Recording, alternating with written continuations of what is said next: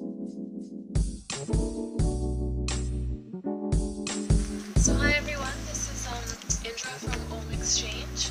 We're a new online yoga community website sharing yoga ideas, inspirations, and offerings. Today I'm very honored to be sitting with David Sye, and he's a very inspiring yogi doing different and unique things with yoga, so I just wanted to share that with all of our viewers. And I guess just sort of starting out by your background and understand sort of health issues was what originally brought you to the practice. Yeah, I got sick. I got really sick. My marriage broke up, and I had a 6-year-old daughter who was taken away from me. And I got real sick because I developed tumors in my gut. I had between 11 and 12. And I was a spastic colon, tuberculitis, and I was in a really bad way. So anytime I had any stress, I would pass out and pass blood from my body, and I was a mess. And the final prognosis of the medical profession was that I had to have a colostomy bag, intestinal bypass. So, I wasn't going to live with that. And then I heard about these yogis who studied in Tibet, and they did this thing called Tibetan rebirthing. And they said that basically the body is a harbinger of how you feel, how you think. And the body is a result of your intention. Anyway, I was in so much pain, I went through the process, which was extraordinary. And by the 9th treatment, not only was I feeling fabulous, I hadn't had an attack since maybe like the 3rd treatment. They were diminishing. By the 9th, I had none. And I went back to the hospitals on the due date for the operation. And the white men in coat, the guys with the white coats on, they invaded my body with berry and meal on my ass, down my throat. And they came back very worried and said, "You've got a clean bill of health." And I said, "Could you say that again?" They said, "Yeah." So they said, "You've got a clean bill of health." They said, "What did you do?" So I told them what I did, and they said, "Well, we don't understand any of that." I said, "Well, clearly that seems to be your problem. I'm out of here, goodbye." I left, I trained, that turned my life around. I was just euphoric. So I trained as a yoga teacher. No, I went to India, and I was also here as well, so it was kind of part way. And then but not only did I do that, I studied everything metaphysical I could get my hands on. I was interested in how it results in your own quality. How do you raise your quality at one point? But, do you have the ability to be happy when everything is falling apart? I absolutely adore the idea of what yoga can do in its fundamental practice. The fundamental practice was the ability to be happy. And that joyfulness is what we're all trying to buy, frankly. So we're hunting it down everywhere. So if yoga doesn't teach that, it's lost its own point.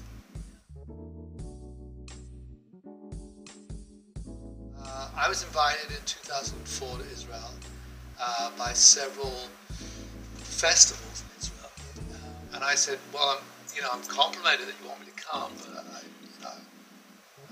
I'm not going to just teach Israelis. If you let me teach Palestinians, I'll come." And they went, "No, we have a war. You can't do that, and that's not possible." I said, "Well, I'm not going to come." So I just said, "Thank you very much," put the phone down. I thought that was the last I'd hear.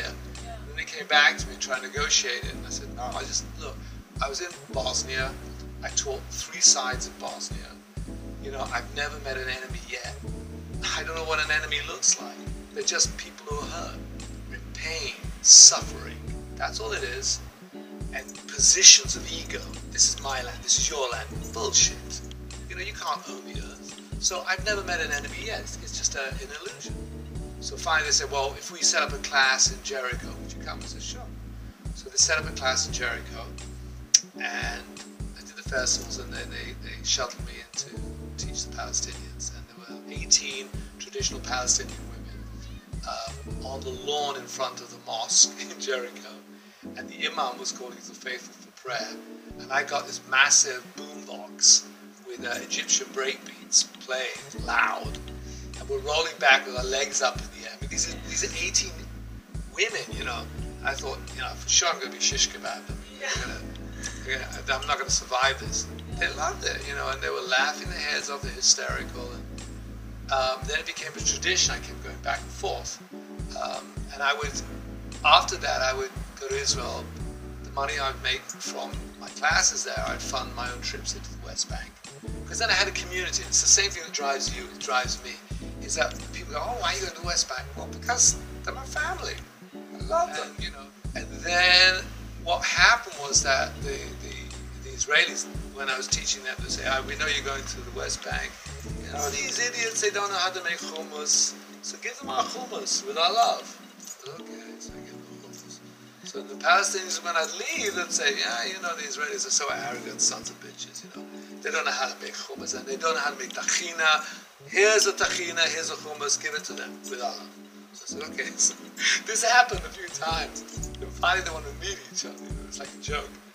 And I put an application with Adva, who was my manager at the time in 2006, to the Israeli army to allow 18 Palestinian, actually it was 20, sorry, it's 20, to come across the border.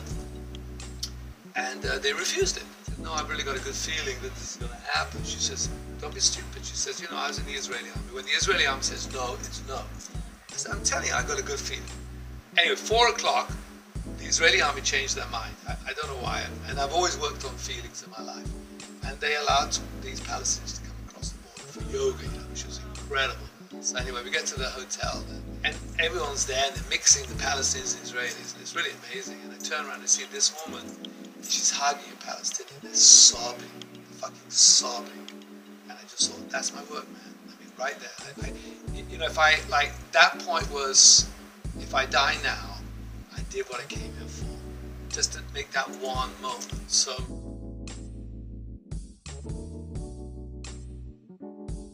well, I went there originally. I mean, I've been teaching yoga for, well, almost 30 years now. In just before 1990, I got a call to go to Serbia, which was kind of a magical thing. You know, I came suddenly with an offer to run a radio station in Belgrade. So I thought, okay, I asked for it, here it comes. So I jumped, and I took the last plane into Serbia before they put international sanctions on Serbia as a no-fly zone. And then we had 2 years of being kind of like mini superstars there on the radio, running this radio station. And then the war kind of cut in real deep. Milosevic was a total megalomaniac. He was killing his own people. I fell in love with the Serbian people, and I had a Serbian girlfriend at the time. So I felt as a yogi, wherever you are is a place you need to be. I ended up teaching yoga for food. The soldiers found me practicing, and when you've got the continuous sound of war in the background, you'd ask anybody who's been to Vietnam or any war, the stress is unbelievable. The yoga became my drug, and what I did was I used music to block out the sound of the war. And then some soldiers found me doing this yoga, so I just used to do that. So they started doing the yoga with me, and it kind of caught on. I've had miracles, and I know that at a certain level, the miraculous becomes continuous, and things happen. I believe this is a benign universe, unless you're fear-ridden. And as soon as you drop the fear, and yoga gives you the possibility of dropping fear, because you get such an epiphany inside of yourself. You go, wow, who fucking cares? If I die, okay, I die. And at that level, that vibration, I believe it's a vibration, at that level vibration, benign things happen. Okay, that don't happen to anybody else, and benign things happen to me, and I ended up with a ticket coming back to England. So then I carried on teaching in the way that I'd started in Yugoslavia. Something I noticed in your class that's very unique as well is the concept of using music and uplifting music and this movement in the music, and it's a very important part of how you teach. Yeah, the movement is, I suppose I'm the original fascial release guy. I mean, although in those days I didn't know what it was, except that I knew that I wanted to move.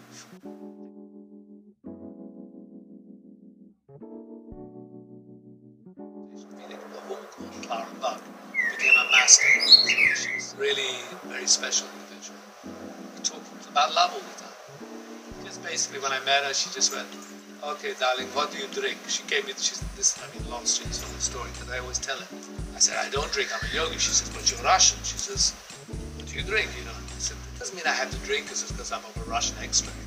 So she said, I'm going to have a palika, would you have me drink alone? So I says, okay, no. Okay. So she pulled out this petrol. This looks like petrol.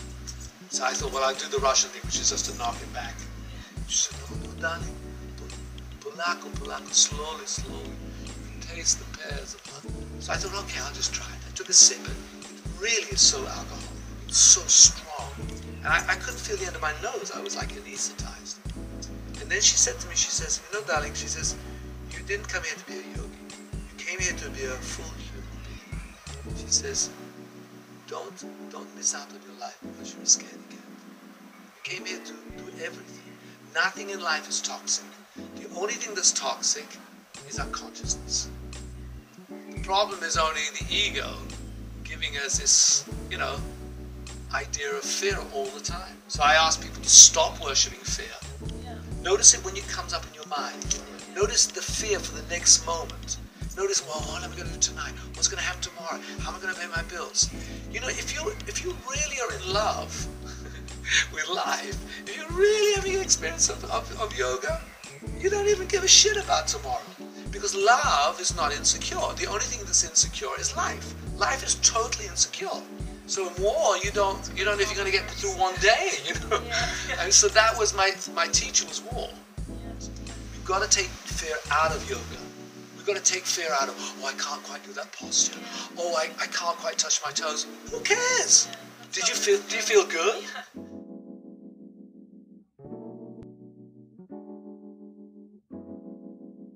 It began in Brixton. That's how it began. Before I went to Glasgow.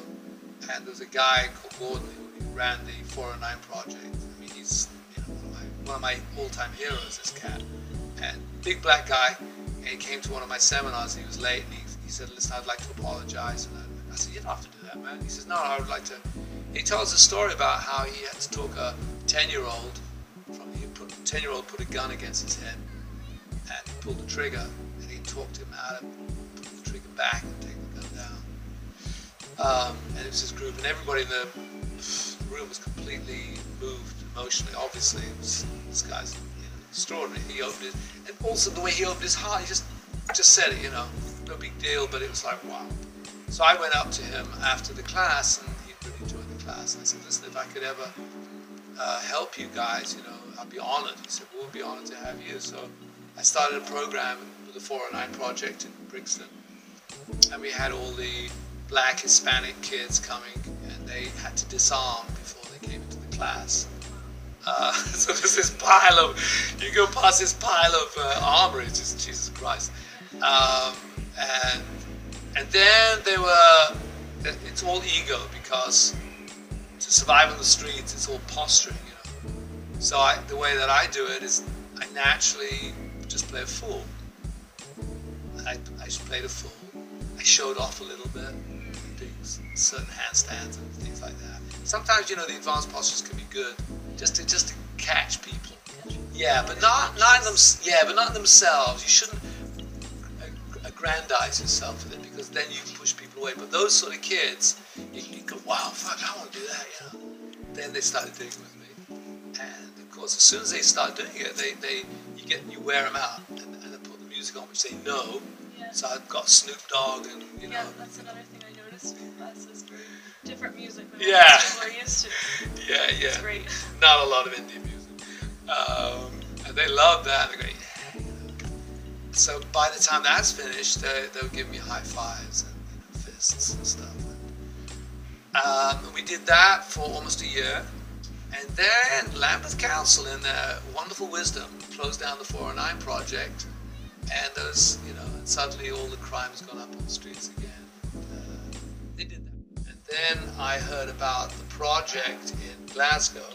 My father started this project off 40 years ago. The youth they made this awful place, and it's still the worst social devastation in the whole of Europe, called Easter House. We haven't solved it because Glasgow, yeah. The politicians have been back pocketing for years. Nobody's really wanted to solve the problem. So my father said he'd put on shows, and he did. He raised the money. My father was a singer, and a lot of those, made a centre. A lot of those kids went on to university and had a full life. And I found myself again in Glasgow. They'd let the original centre my father built run down. I got involved. Anyway, we started off the project again with a guy called Mark Brown, and I've been training people out on Skye, the Isle of Skye, and on Loch Lomond. We're going into places like Govan. Teaching yoga to all these. Yeah. And they're great. We had some kids, and we said to them, they were the gang leaders, so they used to have some really hard-nosed kids, and you have to be to survive there. I said, do you think that yoga could help you? And I went, nah, man, it's a pile of shite, So they said, well, do you think, David could, maybe you could do something with David, he would help you, show you how to do it. And they know me, they like me, they're like, aye, man, it's cool. So I put the music on. We had literally 10 minutes, and they were high as a kite, We did a few Tibetan techniques, and they went, and they said, well, how do you feel now about yoga? And they went, that's fucking great, man. He says, it's a shame you have to call it yoga.